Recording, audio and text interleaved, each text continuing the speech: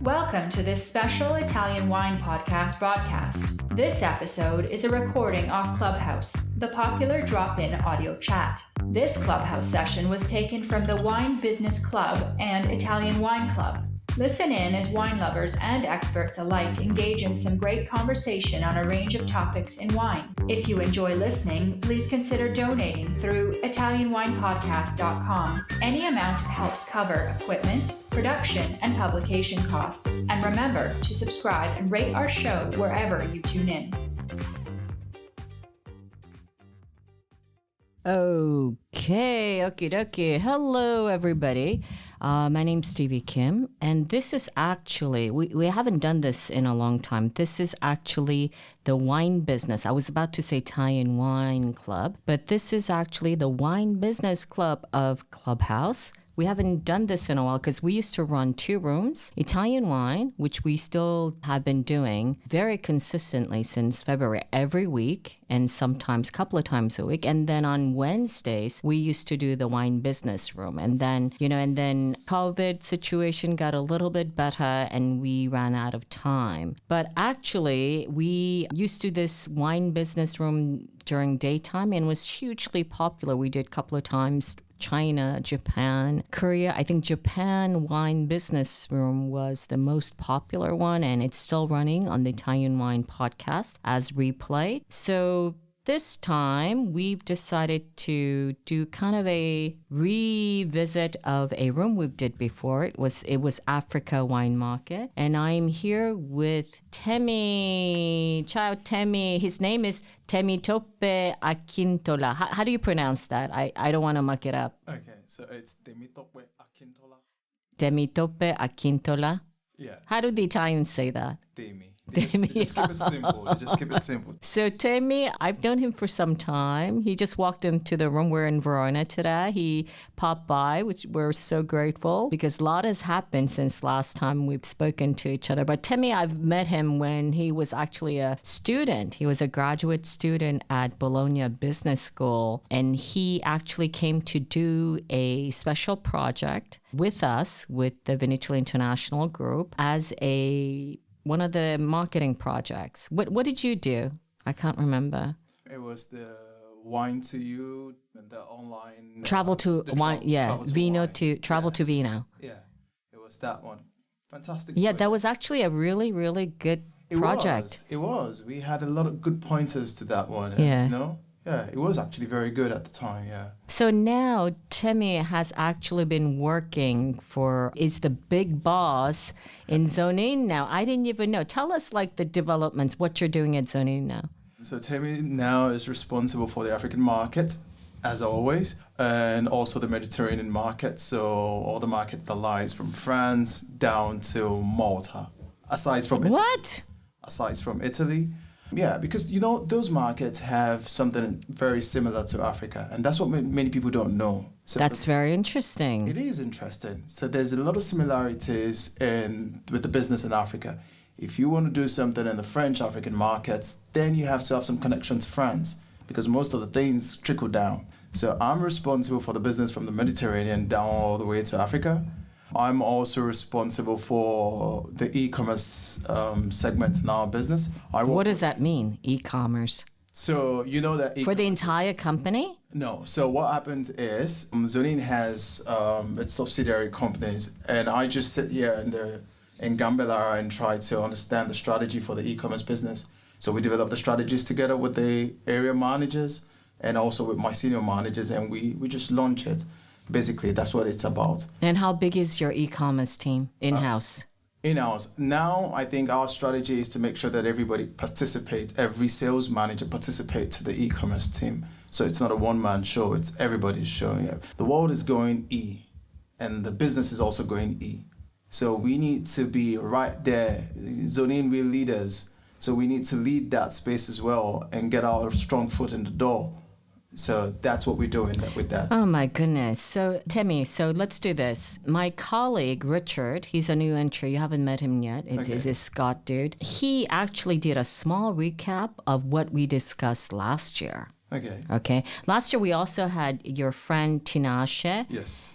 What's his last name? Yamdoka. Shout out to Tinashe. Tinashe. Tinashe is easy, but the Nyamdoka is a little bit more difficult. He is a prominent also wine producer in Africa. Yes. So last year we did Africa is the wine market for future, because we said that because by 2050, Africa will be home to 50% of the world's population. That's what we had said. Very correct. Become the world's largest free market zone. But there is complexity and diversity across the continent. No two countries have the same currency or speak the same language. Yeah, this is like one of the key barriers that you face in doing business in Africa. So people believe that Africa is one country, and then the reality is Africa is a continent consisting of 58 countries, and no two countries speak 58. 58. Yeah. So if you include the island countries and the Indian Oceans countries to it, and no two countries speak exactly the same language. We don't have the same currency. Even if you call them CFA franc, even if you call this currency CFA franc, the exchange rate is always different. The availability of currency is always different. And so this is like one of the major barriers to business in Africa. Yeah. That's crazy. So we said that each market is different, but there are 4 geographical regions. South Africa, which is Morocco, the Dubai of North Africa, as you had said. Then there is West Africa, and Nigeria, where you're from, is the biggest market, but also the most difficult to penetrate. Ghana is easier to penetrate. This is still the West bit, with less bureaucracy and higher consumer awareness. And then there is the third bit, East Africa. Kenya is a good place to access the East African market with vibrant online interaction. Also, part of East Africa is Uganda, and Rwanda are also emerging. Then, lastly, there's Southern Africa. South Africa is the access point to rest of the Southern African development community, as it is the continent's dominant producer, with a few big producers controlling distribution channels across the continent. Most wine consumed in South Africa is South African. Can be difficult for international wines to crack the market. You know something about that. You've been doing this for a while, right? For a while, yeah. Mozambique is another expanding market to keep an eye on. So you'll give us a little bit of update about that. The biggest challenges were logistics and government bureaucracy, but that's kind of like everywhere. That's even in Italy, right? You've been living here, even in Gambellata, I think, right? So, true. And then we spoke about this as well as a little bit about the maturing market and how to approach the market. So what I'd like to do with you today is kind of get an update of what we've spoken about since last time we've met, as well as giving some takeaways for our audience. And hopefully, I see some. Let me give a shout out to Andrea Ebby. She'll be doing a room soon, as Paul is here too, Paul Bologna. Hello, Paul. So let's talk about the wine market first. Okay. All right. Would you like to give me some kind of idea as to the placement of Italian wine in the African market? Maybe give me some kind of idea in terms of the demographic or behavioral segment for the wine consumption. Okay. So the key demographic remains the 20 years to 45, 44 years. Now, that's where most of the middle class in Africa sits. Africa is a continent where about 50% of our population is below 20. So it's a very young continent. Oh my God, that's crazy. It is. So you've got... It's the exact opposite of Japan, of the situation. And also of Europe, Yeah. Europe has an aging population. Africa, on the other hand, we have a very young, youthful population. So you want the key demographic falls between that age range, 20 to 34 years. These people are just out of college, out of university, have disposable income, maybe not married, have more time to spend outside with friends, to hang out. You've got that money, extra money to buy a drink in the evening, to, just to play around with your friends. And that really is the key segment to target. At the end of the day, I feel that every producer has to consider what product they've got. Look into your strengths, look into your portfolio, and look at what product you've got and see what category of consumers that product would target. For example, now, everybody wants to sell a sparkling wine in Africa, and you have a lot of influx. Is that true? It is. You've got You said clubs something about that last time, right? The Prosecco. and the champagne. Yeah. So you've got clubs popping up everywhere. Every street corner, there's a club, there's a bar, there's an eat-out spot. So people want to go for sparkling and sell a lot of sparkling. Mm-hmm. But guess what? Who's going to buy sparkling in Africa? So you have to target it between 20 and 44, 45. Mm-hmm. That's about it. Because the elderlies are used to, they were, when the British were there or the French, depending on what the colonial master was.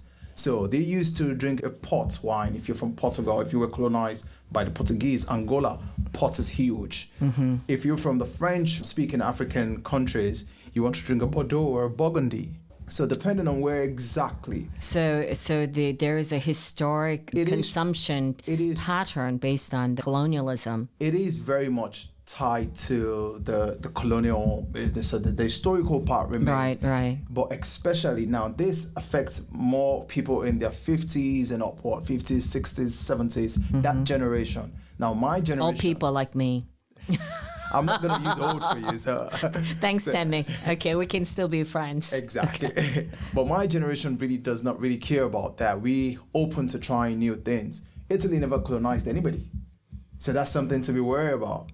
So yes. I think the Eritrean thing wasn't successful. The Ethiopian thing wasn't also successful. So they formed partnership more or less, not a colony. So my generation, the only way we've been able to embrace Italian wines or to preach it to my generation is by it's sparkling, it's easy to drink, come taste it. And they're very open to tasting it.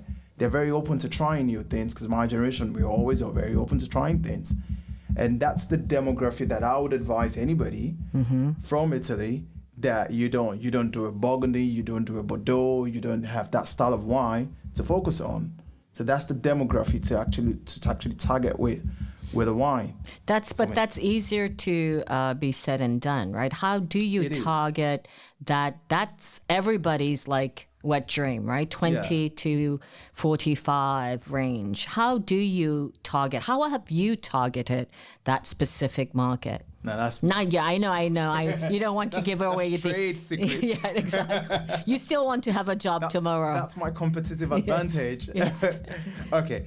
What can you share? Let's say. I think the thing is, I would say one thing that everybody already knows: social media is very big in Africa. Mm-hmm. So if anybody really wants to do something and make some noise about something, you need to really look at what you're doing on your social media handles. Instagram is huge. Facebook is also. What's more, because Facebook kind of is on its decline. It has been, and I think more and more. Yeah. A lot of the kids, they don't even have Facebook. They only have Instagram. Nobody has Twitter. It drives me absolutely nuts. Nah. You know? I think Twitter is for a different generation. Yeah, for mine. The people that We're still going there, right? The people that like to talk, you want to drop an hashtag this, hashtag that. My generation just want to drop a picture. Picture is 1,000 words in one. Why do you want to waste time typing 1,000 words? Just drop a picture. Everybody gets the message. It's clear. So that's it. So I don't want to agree or disagree with you. That will be for another room. I get it. I get it very much. But I'm telling you how my generation would think about things like this. So Instagram is number one, you would say. Instagram is huge. Yeah, Instagram. But is there another social media like in like Russia or in Korea, in China, like they have their own social media? Is there anything like that in the continent of Africa? Sure. We've got something or Telegram or something similar. Something like that would exist in some markets or some African countries, but the prevalence is still Instagram. Instagram would do about 60%. So Instagram is still. What about TikTok? TikTok is growing. Yeah. I think one of the things is it's got a bigger data requirement. So because you're posting videos, it takes a while. It consumes a lot of data as against Instagram, where you're just posting you're just dropping a picture off. So I would go Instagram all day long when it comes to getting involved with the young people in Africa. Instagram is huge. Facebook is okay. Yeah. And then you need to understand what's their social pattern. Where do they go? How do they hang out? What do they do? So once you key in all those variables, you can exactly know where to go with the wine and say, okay, listen, I'm just going to put a stop here, bring about 6 bottles of wine, and make sure that everybody that goes in here gets a free glass, just taste and understand it. Explaining the wine, it's an European thing, it's a culture. Right.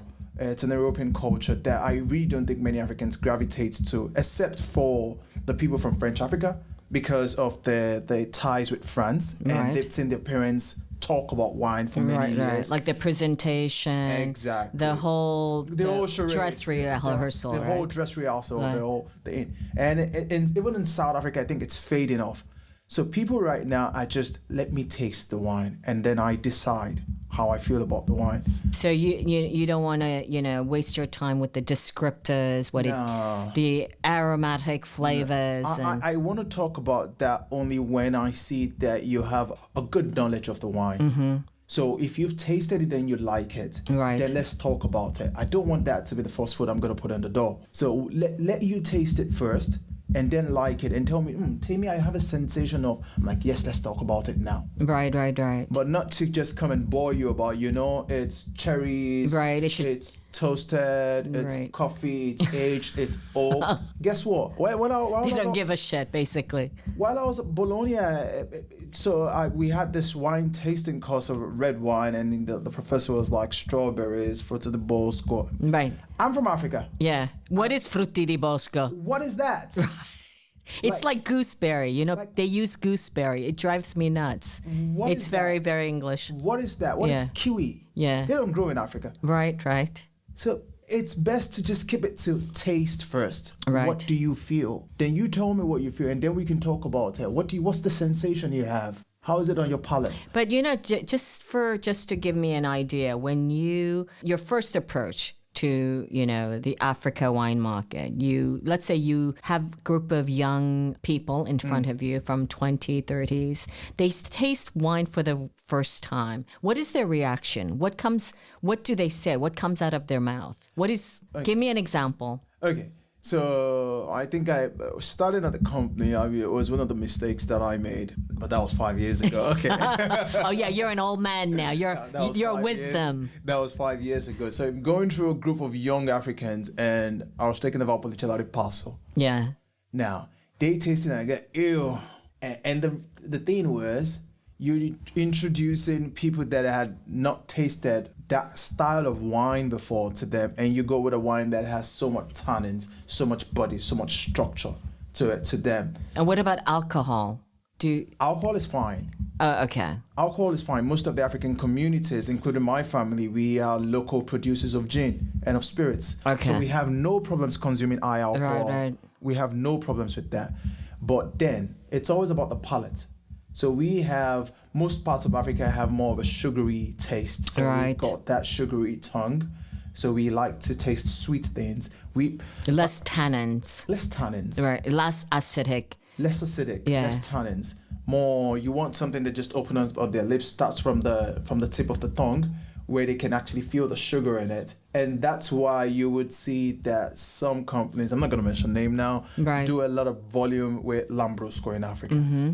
So I see a lot of Lambrusco. I'm like, okay, I know the game you're playing. Right. Yeah. What are the other type of, like, let's say Italian wines that are successful because it appeases the first tier of the palate, the introductory palate? Yeah. Can we say? Yeah. So for that, does Moscato work? Moscato works a whole lot. Yeah. So for that age gap that we've identified, Moscato works a whole lot. Asti works, sparkling, sweet. What about Prosecco? So not sweet enough? Depending on what part of Africa we're looking at right now. South Africa, they've been used to MCC all life long. So Prosecco works a whole lot in South Africa. What does that mean? What's MCC? Method Cap Classic. Okay. Yeah. Cap Classic, yeah. So they've been used to MCC's sparkling brut, and their brut, the definition of the South African brut, it contains lesser sugar than our definition here. Yeah, Cap Classic is Metodo Classico, right? Metodo Classico, yeah. So it's very similar to Champagne. Yeah. So they've been used to that. So Prosecco works very well. So it's a lighter form, practically floats on your palate. Mm-hmm. So it's a lighter form of what their MCC is. So that works very well in the whole of SADC. And also it's a unique product. So it's not a product that they can find something similar in the South African terrain to. But that's still quite small, right? The MCC market. No, the MCC market in Africa is big. Yeah. It is big in Africa, especially in South Africa. South Africans love their South MCC. Africa, yeah. South Africans love their MCC. And they do a lot of exports of it, yeah. In the UK, it's huge. Yeah. So they do a lot of exports of it. You get a good gram bags, a good to its clove, sparkling, a good so most of the big names have this fantastic MCCs on the market, but their Prosecco works very well. Right. Prosecco works in the SADC. What about still wines? What kind of still wines in terms of the introductory palate? If we so it's still because Lambrusco, Asti, Moscato, Prosecco, this is all like sparklers, right? What about still wines? So even with the Moscato di Asti, the still one, that works also very well. So for the entry part and for the white category, that works very well. I think Soave is also a very easy to drink, easy to pronounce name. That really works. What's a difficult name to pronounce? Montepulciano d'Abruzzo. Okay. Yeah, forget that. Who needs that, right? Montepulciano d'Abruzzo. Right. Now, that's a difficult to pronounce name, and people are like this Monte thing. What is this? Right. Yeah. Okay. And then Primitivo, most for the big part like Nigeria and also the West African part. Primitivo is growing now, but 4 years ago when I tried it's because of the alcohol. The alcohol is good. And the sugar content is pretty significant. It doesn't have that grapey tannin. So it's rounder. It is rounder. Yeah. So it works now. But think about 5 years ago when I was trying to introduce Primitivo to the market. People were like, what's this primitive thing? Right. Primitive, yeah. Primitive. Exactly. This is a cake or something. This is like obsolete. This is primitive. I'm like, no, it's not primitive. It's primitivo. But I mean, like, it wouldn't make a difference if you say it was Zinfandel, right? It's No. It wouldn't really make a difference because Zinfandel is also a grape variety that is practically not known in in that region. So you have to. What about other still wines as an introductory wine? So other still wines that work, you'd have to go with very international grapes, not something unique to this terroir. Yeah. So you would go with a Chardonnay for white. You would go with a Merlot for red because Merlot's easy to drink, quite silky on the tongue, and they know Merlot from the French. So, right. And also the Chardonnay, they know that from the French. From the French. A Pinot Noir is fine, but it has to be a very good quality Pinot Noir, right? Especially in the French-speaking part of Africa.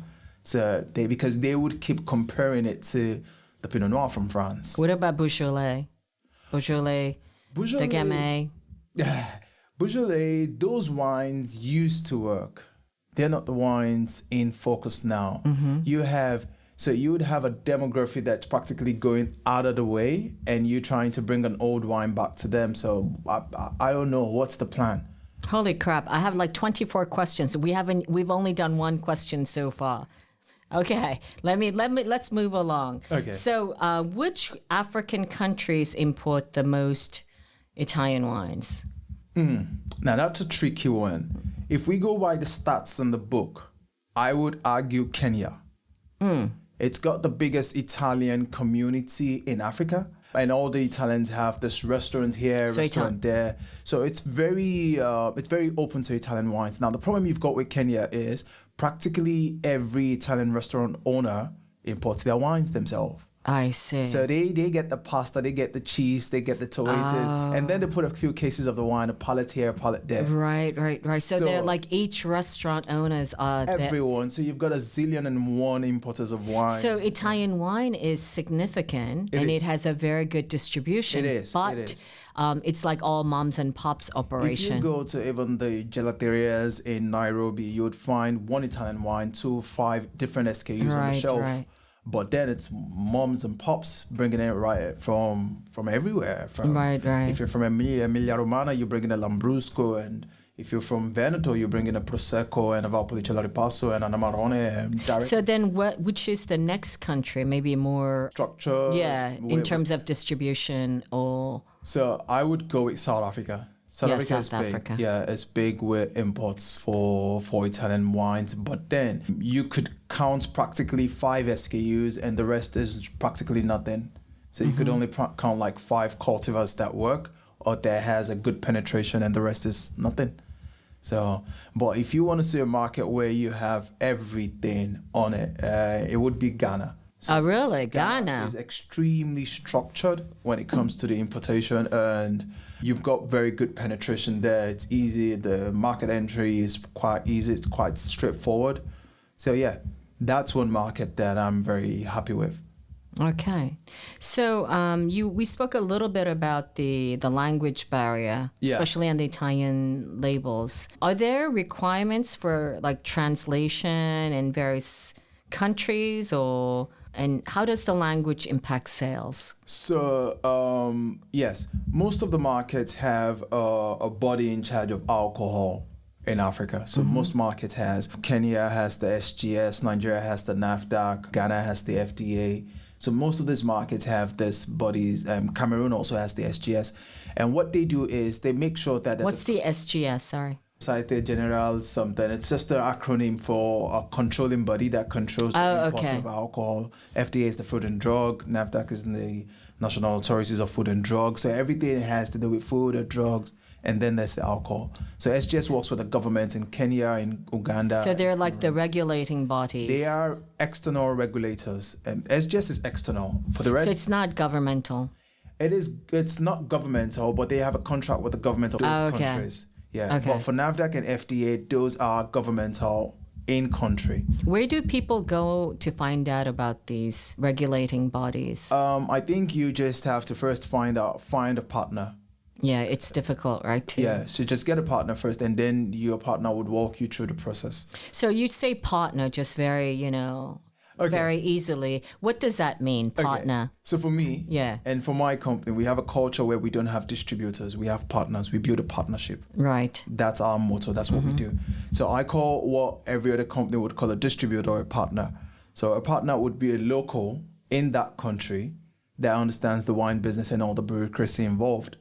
So they do the distribution for you. They help you with the government issues, with the bureaucracy. And they also advise you with marketing and what to do. But how can you, I used to go to China once a month for 5 years. Yeah. And it's such I love this Italian word, mare magnum, do you know? Okay. So there's just so much out there. Yeah. And when you're looking for, quote unquote, the partner, you can't understand if they are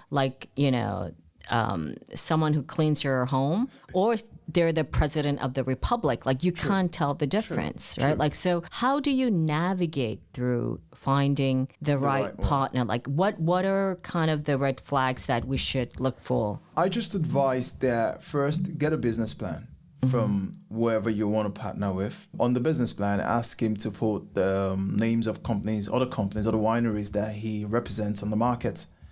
So do a detailed analysis of those other wine companies. Get somebody that knows somebody there and talk to them and understand, is the partner reliable? Is he going to store my wines in the proper condition? What are the payment terms? How have you worked with him? Can I get an insurance cover for him in case something goes wrong?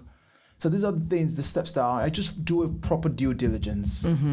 So you must conduct a due diligence to understand the strength of where you want to go. It's like a marriage. So you must conduct a proper due diligence to be sure that you're going in with the right person. I wish I had met you before I got married.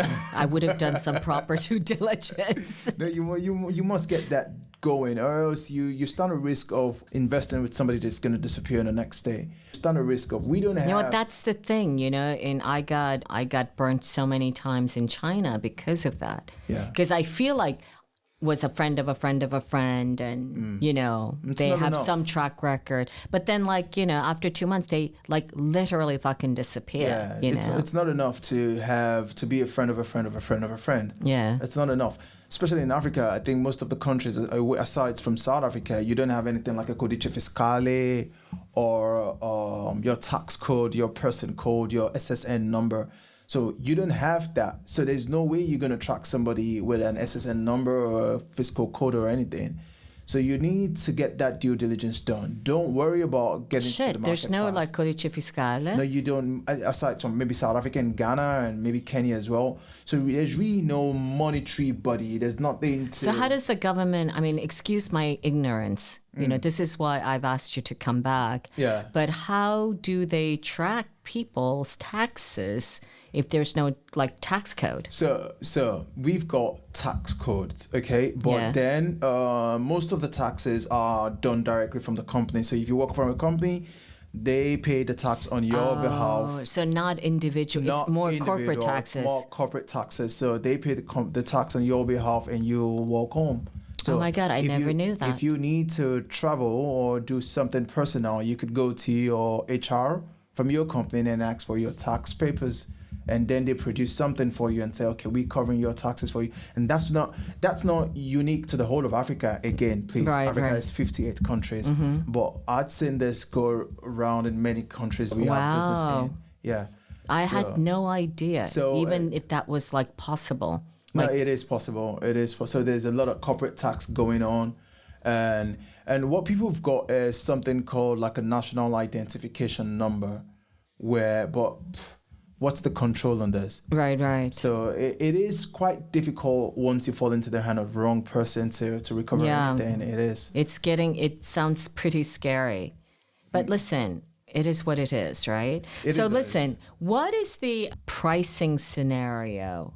Like in terms of Italian wine versus French wines or Spanish or the New World wines. How does Italian wine position itself? Okay. So is it like more or less the same or equivalent to Spanish wines, or in terms of the perception of the consumer? So when it comes to perception, well, in Africa, French wines are number one. This is why I'll always have a job. Right? It's always the same story. So French wine, number one, they got into the market many years ago. Well, we Italian wine didn't make the effort at the time. So you've got the advantage of first to market. So they got into the market first, and then Italian wines is tends pitch right next to the French wines. So we're not very far off when it comes to price positioning. Again, what you need to consider is what exactly is the price position of Italian wines in Italy or in any other market. Italy's got wines that range from €1, 20 cents, €1, all the way up to 100 and something euros or even higher. So it's really difficult to say this is where we parked, because sometimes I go to the market and I see Pinot Grigio from somebody, not going to mention names, and it's priced. And if I do the mathematics, if I do the conversion from Ghana cedis or CFA franc or from Naira, it would ballpark to about less than €2. And I wonder how that got to Africa if it's sold on the shelf at less than €2. What about logistics? What about the markup from the distributor? But it wasn't white label. It's like a real bona fide producer. Labeled. So it's not white label. It's not PL. It's not a nude bottle. It's something labeled. It's something well structured. Right. So how does that happen? So is it subsidized? Like. It's difficult to say. I don't have answers to that. But I know, sitting here working for a winery, I know that's practically impossible to do. Is it half wine, half water? Maybe. So I know that's practically impossible to do for a 750cl bottle of wine. So this is the thing. Even especially now, the glass. Exactly. The price of the glass. What's the price of the bottle? What's the price of the cork? What if it's a Stelvin? What's the price of the Stelvin cap on it? What's the price of the labels on it? So how did you come to that price? Right. So it's really difficult. And I think that's something that Italian wineries have to sit down and work on. Like, what is really our price cap? What is exactly? Are you trying to destroy the market for others? Is it a competition strategy? What exactly is this? And then find an accord, find a way. And you know what? One community I've seen this really work is the Chileans. Yes. They're very structured in Africa. They're very structured practically everywhere in the world. So they're extremely structured. If Marquez is selling this bottle of wine, the same structure as what Casaconcha is selling, the price is always very much aligned. There's no big disparity. It's not big jump in it. You get a Moscato in Italy at €1 50. You get another Moscato from the same region, Asti, Moscato d'Asti. You get a 450, then you get another one at €13. But that's always been kind of the foible, right? That's been the original, the sin of Italian wines in general, right? It is. Because incredibly, I always say that Italian wine is the perfect example of Italians. They're incredibly creative. And it's not by chance that they excel in fashion and design and cuisine, which is really the main driver of wine as well, right? Yes. But they're incredibly individualistic, and everything that they do is completely fragmented. Yeah. Right? True. Very true. So I think it's the same way, and you see that in the market. It is. That's one of the forces that we see in the market. And that pulls you back when you want to communicate the idea behind the wine. You want to communicate something to a client, and the client is telling you, listen, there's another Moscato. There's another Moscato that just told me that they can sell at €2 or €1. So why? Right. So that just pulls also you back. because in Africa, the brands are not still that strong, right? So they can't understand, the consumers cannot understand the... Very true. The power of the brand, the story behind it. Those stories practically do not make much sense to the average consumer. I'm going to use that word, average consumer. Yeah. So the power of the brand doesn't really mean anything. Most brands, actually, the power doesn't really mean anything. Apart from, I think there's one brand they've been doing a very good work on the Indian Oceans for the past 20 years. I think their brand is very strong there. Talent producer, not mentioning names. You haven't mentioned one name yet. So Nah. yeah, you are completely, I should have offered you some wine or something. Not gonna mention names.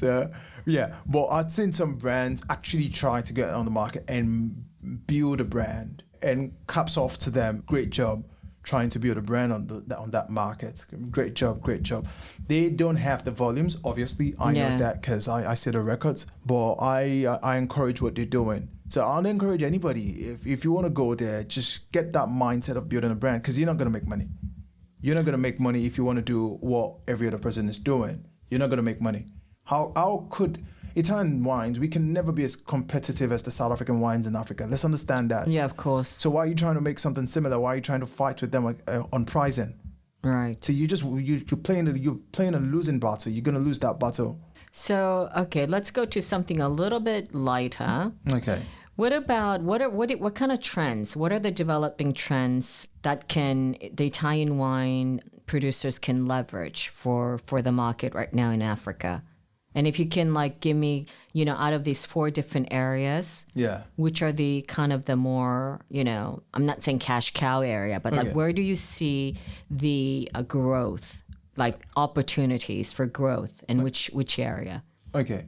So the big trends, if we sub-zone it into the 4 main areas, of Africa, we did last year, like we did last time. Yeah. If you go to the East Africa, it's huge with e-commerce right now. So you've got big e-commerce players like Jumia, and a lot of them are huge. It's really big on e-commerce. We've got the popular one in Italy now. What do you call them? The ones that go with the teal bag behind our scooter. Oh, it's wine livery.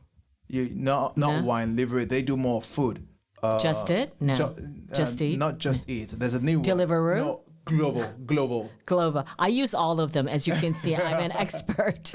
So Glovo is big now in Africa. They're doing a lot of huge investments in East Africa. What about Uber Eats? Uber Eats also works very well. So that's the main competition in East Africa right now. Wow. And they deliver also wine. They do that. They do food, wine. Wow. And so you see, because there's no regulation right now. Right now, people who deliver food can't deliver, I think, wine, et cetera, et cetera. Nah, I don't know how it really works here. Yeah. I prefer to go to a physical restaurant. I want to see what I'm eating. Yeah, when I'm desperate, especially at the office. So e-commerce is hitting up big time in the East Africa. So if you want to do that's a trend that any smart winery trying to get into East Africa should actually hold on to. The West is still trying. You need to get into that open market space, which accounts for about 60 to 70% of the purchase.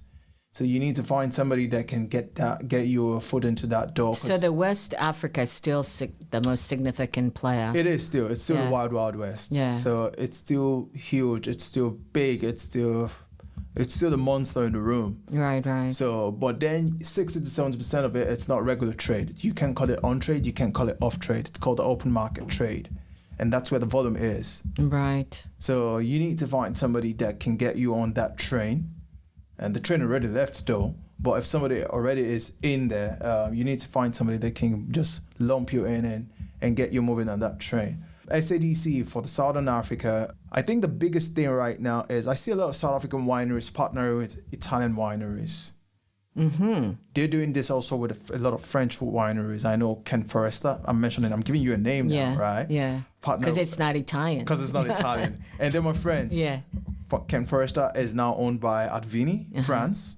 And they also own Stellenbosch Vineyards now. Yeah. So what's going to happen is Ken Foresta, Stellenbosch Vineyards will distribute all of Advini's portfolio. Right. Well, that's the best type of partner you can have, right? Exactly. So the products are not conflicting. But it's a JV. The terms of it, I'm not too sure. Yeah. It's a outright purchase, equity, JV, product sharing. Right, I don't really understand what the terms is. But now they've got some form of partnership going on there. And it's fantastic to see because I know the boys at Ken Foresta, I know the boys at Stellenbosch Vineyard, and I know they're going to do a good job going into Africa for Advini wines. Yeah. So this is the kind of trends that we see going on in the market right now. There's another Italian player, I'm not going to mention name, partnering with another South African player, and they're distributing Prosecco. So it's a Prosecco producer, Prosecco producer, quite famous in Italy. Mm-hmm. So it's not a no brand private label. Nobody, yeah. Yeah, so it's a big boy. It's a big boy in Italy in the Prosecco region. I'm not going to tell you the region as well, so don't guess. Try not to guess. I'm gonna get my feelers out, my radars. And they're partnered with a South African wine producer, actually originally Italian. The owner of the South African winery is originally Italian, and they're pushing out the Prosecco bandwagon as fast as they can. So that's something that we see going on there. So, well, especially I guess for the big players, right? For the big players, they have some cash to invest. Yeah. Right. So that's the most logical way of doing it to get to have some critical mass. It is, because lumping up that portfolio with an importer, what I would call a partner, locally in Africa could be quite dicey, especially given the fact that most Italian producers want to get their return on investment in 1 year. You want to sell 1 million cases in 1 year. It would be quite difficult for an importer that already imports other brands. So where's the focus here? Are you willing to do the guerrilla marketing for him? So this is it. So it's best to just park your truck right next to a winery that already has all this distribution and form a partnership and let them do the job for you. I have someone who raised their hand. I'm going to try to bring them up. Okay. In the meantime, of course, I have 10,000 because actually we only have about 10 minutes left. Oh. By the way, if you guys have a questions, please raise your hand and I will try to bring you up. Having some problem bringing someone up. We'll see how that works. Andrea wants to come up too. I don't know if they've changed the system. Andrea's one of our educators. I hope you're going to ask some question about... Oh, hi, Damon. Andrea, I hope you're going to ask him because my next question was about wine education. Okay, well, first I was going to say hi, Temi, because the last time I saw Temi, we were picking grapes together in Colli Baricci. No. Yes. Are you serious? Yes. When was that? Mid-September. Yeah, about 2 months ago. Oh, so oh my goodness, you were here. Yeah, so we have a friend in common, and I was working at his winery for a few weeks, and Temi came with my friend's aunt, and we picked grapes all day and had some great conversations. So, yeah. It's good to hear you again. Are you back in Canada or are you still here? I'm back in Canada staring out at snow and ice, and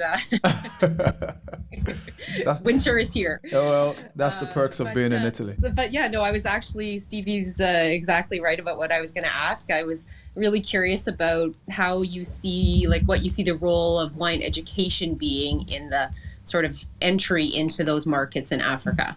Okay. He just said they're not interested. I didn't. How can we make them interested? Can we get them? So I didn't say that, Stevie Kim. So wine education actually has a big role to play. Shout out to Vinitaly VA Academy. I know what you did with Kojo in Ghana. Yeah. So he's doing some good thing. You should do it. He was on the dailies in Ghana a few days ago. So somebody sent that to me. Oh, great. Yeah, and he was talking about Italian wines. So there is a room for that. There's a room to have something structured. I think the biggest one we've got is the Stellenbosch Wine Academy, the Cape Wine Academy actually, which is in Cape Town, Stellenbosch, and that's big. But I think there's room for us to develop something, a wine course, a wine academy, focused on Italian wines. I think that's going to be a real big game changer if such a course can be developed locally taught in Africa, and not something that they have to fly here to do. Locally taught in Africa, maybe the last 3 months of the course they come to Italy to actually experience the vineyard, to pick the grapes like we did. To see the whole process by themselves. What this would be doing is you will be making ambassadors of the Italian wine move. The Italian wine category will be able to develop itself, and you would have your ambassadors. We would have our ambassadors to actually push that bandwagon. So Andrea, yes, there's a big opportunity with that. What are the travel restrictions right now? It's not really that big. You just have to do like what every other part of the world does. The COVID test, and then you've got to do the test while you get on the flight and while you get off. So it's practically the same regulation, except for a few countries that are on a travel ban. Yeah, which countries are on a travel ban? It depends on what country they would be going to. I think South Africa was on it a few months ago, but they're off it now. Mozambique, I think they're also off it now. So yeah, it's practically open, depending on what countries. Have you traveled? Have you been traveling to Africa? I have been. I have a trip planned for South Africa at the end of the year. Mm-hmm. I have a trip also planned for Nigeria and Ghana. So I'm going to be in 3 African countries in December. Yeah. In December? Yes. So just a month from here. I'm going to leave you here where it's about 6 degrees or 3 degrees. And I'm going to be in Lagos. Yeah. 25, 26 degrees. Yeah, you're like, you said you work so hard. That doesn't sound so hard to me. It is work. It is work, because we'll be meeting and developing a plan for 2022, which I'm not going to share with you. Yeah, okay. I got that, Temi. Okay. All right, Damon. Ciao, Damon. Hi. Hey, I'm a winemaker out in California here, and my friend of mine tipped me off to your program, and this is great stuff. Wow, it's just so informative, and you guys are so impressive in your depth of knowledge, and I'm learning a ton. It's not me, it's just Temi. I know shit. Hi, Damon. Don't mind that, please. Damon, did you have a question for Temi? Yeah, real quick. So it's sort of what Andrea was asking about education, but I'm just curious, like say in Ghana, is there a lot of advertisement of wine and spirits? Are there lots of magazines and access to that kind of print media for advertising, billboards, television? I mean, because here we can't advertise alcohol really on TV anymore, and very few magazines. You only see advertisements in the wine magazines. So you don't have a lot of spread. Okay, that's a good question actually. So Damon, again, Africa is 58 countries, and every country's got its own restrictions. So if you go to the northern part of Africa, you're not allowed to. You're not even allowed to show. You could show the picture of the bottle, but the bottle has to be closed. The wine must not, if it's poured in the glass, it's not with somebody carrying it or somebody holding the wine or anything. So it just has to be a closed bottle, and that's about it. That's all you can do. Yeah, it's respecting the Evans law, just like the Evans law in France. So you have to, because France, you have to respect that law when it comes to adverts. In other parts of Africa, you can actually, like the West, there's no restriction to, every market has some restriction, but it's what's applicable in the US or in Italy. It's also doable there. You can have print media, you can have a TV campaign, you could have social media campaign. Yeah. So, and the same goes to also with the Southern Africa. So if you take away the North of Africa, every other part of Africa, you're free to do some ads on it. TV, social media, print media, wine magazines, or fashion magazines. So that's something that's a trend, Damon. So the question is, why would I want to do print media for wine in Africa? It wouldn't make much sense to me. So I would rather do for a fashion magazine, because fashion and entertainment is about the two biggest sectors or segments in Africa right now. So it's huge. The fashion industry. And So the more entertainment the industry. lifestyle. So more of the lifestyle. Then pair that with wine and get that on their magazine. And Yeah. you stand a bigger chance to being in the face of your consumers that way than going for a full wine magazine, which there are not many of them. Right. No, that's great. I didn't think there would be many journals just specific on wine and spirits. That wouldn't really get the crowd, because we're talking about, like you pointed out, wines that might be 10 euros or less. So, I'm just curious, and you've answered my question. I mean, that's access to the print media would be really great. Small campaign. So great. Thanks for that information. You're very welcome, Damon.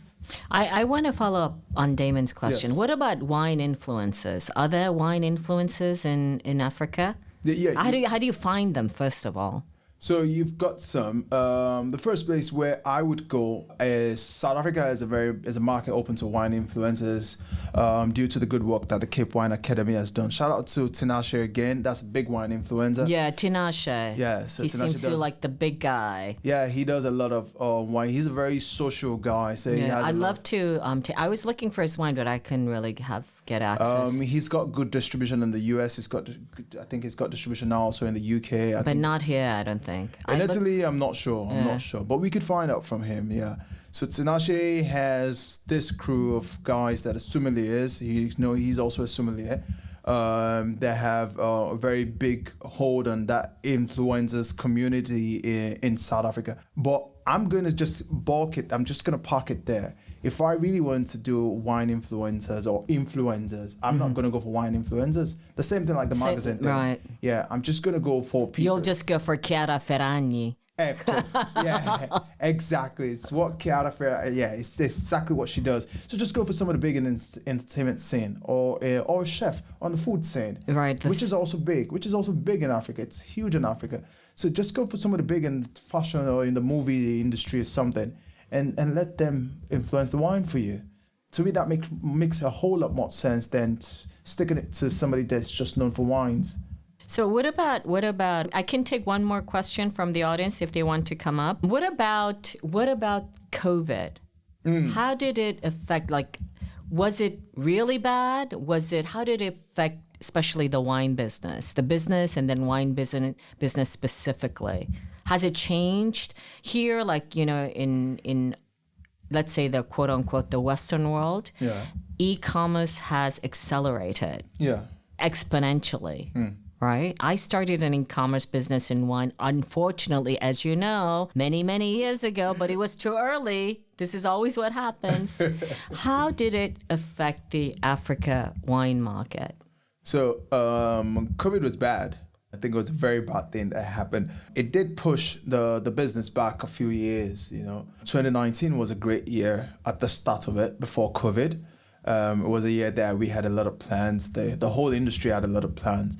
But then COVID hit and pushed us back at least for 5 years. So we're back 5 years from where we started from. For the e-commerce part of the business, yes, we saw some growth. We saw some new players. We saw some people come into the e-commerce space for wines, especially in East Africa, also in the West. So West, we saw a few companies come up for the e-commerce. But then, the landscape for our consumption is quite different. Like, for example, West Africa, I just said 70% of the consumption is the local market. It's something that is not structured. So it's the open market sales. And those guys are not going to go on the e-commerce to buy. They're not going to purchase over e-commerce. So you left with trying to cater for all the remaining 30% that can go out, that are going to be stuck in their house. You're trying to sell them something. Also, you need to also look at it from the part of disposable income. So disposable income went down because the FDI, foreign domestic investment, went very much lower, because even Europe didn't have money. So who's going to go to Africa to invest? And because of that, people had lower disposable income to buy wines. So people would actually take care of necessities, buy water, drink a lot of water, and keep the wine still later. So this is the effect of COVID. Especially if you look at the South African wine industry, that was crippled. The South African wine industry was crippled, Yes. set back for the next 5 years. So they're 5-10 years behind. They had a very good trajectory before COVID, and then COVID hit, and that set them back a whole lot. So you see, It was something very negative to the business. E-commerce cannot compensate for the ills of COVID. It's not going to. So that's where we are. Okay, so I'm going to get ready to close up the room. First of all, Yes. let me just do one thing. Thank you very much. Thank you very much. Oh my God. Temi, of course, is my go-to man for Africa Wine Market. And I just thought that, we have so much to cover. The team, by the way, Laika is the Clubhouse manager the team with Richard and Cynthia and Jacopo, they've given me like 20 some odd questions. We went through like a quarter, like 6 questions. So there are many, many more to come. By the way, this is recorded and will be replaying on Italian Wine Podcast. Laika, are you on? Yep, I'm on. I'm here. Laika, do you want to tell us when our next Clubhouse room is? Sure. So it's going to be on Italian Wine Club on Thursday at 8 p.m. Italian time. So it's going to be with Andre Badkillens, Italian Wine Ambassador, is going to interview Beatrice and Filippo Contini Bonacosi from Tenute di Capezzana. Capezzana. Your Italian pronunciation is excellent. It's improving. Very good. All right. With that, I want to just thank Temi, of course. Thank you so much. Thank you for having me. Thank you very much. Yes, and I'm going to close up the room. Bye, you guys. Bye, everyone. Swirl, sniff, sniff. Listen to the Italian Wine Podcast wherever you get your podcasts. We're on SoundCloud, Apple Podcasts, Spotify, Himalaya FM, and more. Don't forget to subscribe and rate the show. If you enjoy listening, please consider donating through ItalianWinePodcast.com. Any amount helps cover equipment, production, and publication costs. Until next time, chin chin.